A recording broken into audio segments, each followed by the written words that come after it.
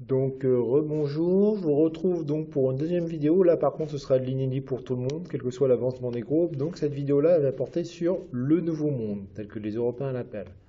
Et dans un premier temps on va voir que c'est une conquête violente.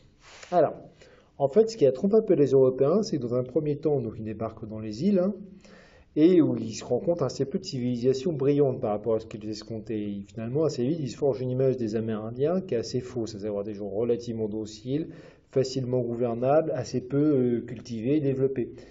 Quand ils arrivent vraiment sur le continent, là, effectivement, ils vont être en contact avec des civilisations qui sont extrêmement brillantes, notamment l'empire Inca des Andes, l'empire Maya finalement donc d'Amérique centrale ou l'empire aztèque qui correspondra au Mexique actuel.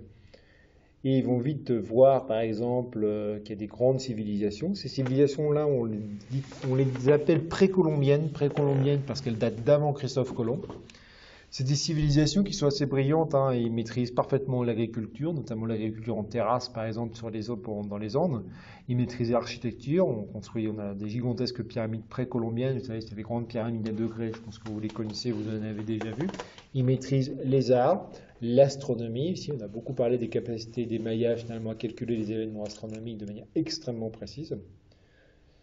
Et à l'époque, une capitale comme celle de l'Empire aztèque, Tenochtitlan, c'est l'une des plus grandes villes du monde. C'est sans doute l'une des plus grandes villes du monde de l'époque, avec Pékin, avec le Caire. C'est des villes qui sont immenses. En plus, c'est une ville qui est lacustre, hein, qui est construite sur un lac avec donc une technologie assez avancée pour l'époque, hein. Mais donc effectivement, c'est des civilisations qui sont incontestablement brillantes. Par contre, c'est ça qui va leur être fatal, c'est que en fait, il n'y a aucun transfert technologique ou bactériologique. C'est qu'effectivement, le gros avantage des Européens là-dedans, c'est qu'ils vont se retrouver finalement dans une situation très favorable avec pas grand-chose, puisque finalement les expéditions des Européens, c'est quelques centaines, quelques milliers d'hommes maximum, mais ils ont des avantages déterminants, c'est qu'ils ont bénéficié de transfert de technologie. En fait, la poudre à canon, c'est un exemple typique. C'est que la poudre à canon, c'est une invention chinoise que les Européens sont appropriés, qu'ils ont perfectionné pour la guerre. Mais à la base, effectivement, ils ont bénéficié d'un transfert de technologie venu de Chine. Et c'est vrai pour énormément de choses, y compris même les espèces animales, hein. Une espèce comme le cheval, elle a connu des Indiens parce qu'elle n'est jamais arrivée en Amérique avant que les Européens y arrivent.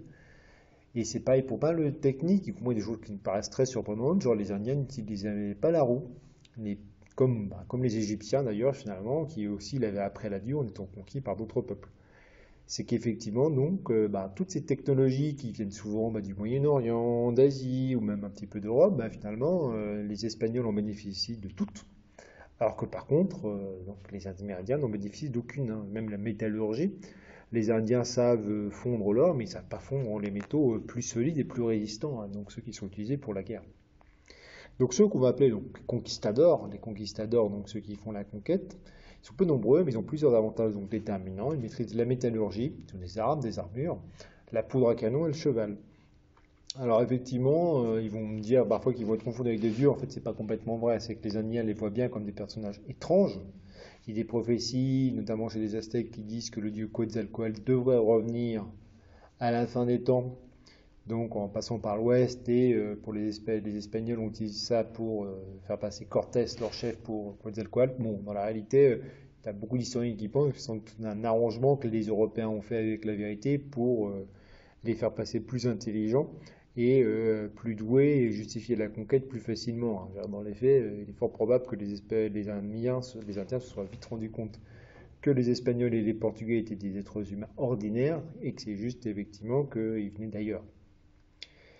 Par contre, effectivement, en s'appuyant sur les divisions des peuples précolombiens, le fait que justement les empires aztèques, mayas, incas, c'est des empires fragiles souvent qui reposaient sur une personnalité qui était l'empereur, qui étaient souvent mal acceptés par la population qu'ils avaient dominée, la conquête des empires amérindiens va être rapide et d'une extrême violence, hein.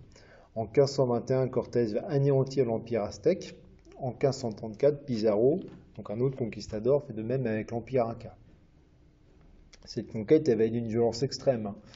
Donc très rapidement, les Espagnols et les Portugais vont établir les premiers empires coloniaux En 1497, afin d'éviter une guerre entre les deux empires, le pape il va donc négocier le traité de Tordesillas, on a déjà vu, qui partage le monde en deux, un hémisphère espagnol et un portugais. C'est ce que vous avez avec l'image qui est ici. Les Européens ils vont convertir les indigènes à la religion chrétienne. Ils vont rebaptiser leur ville. Tenochtitlan, en fait, c'est maintenant l'actuel Mexico. Effectivement, hein, la religion amérindienne, c'est un vrai repoussoir pour les Espagnols qui sont très chrétiens et pour les Portugais aussi. C'est que pour eux, c'est une religion sauvage où les Amérindiens adorent des idoles, donc des statues de pierre et de bois, qu'ils prennent plaisir à détruire pour montrer la supériorité de leur dieu.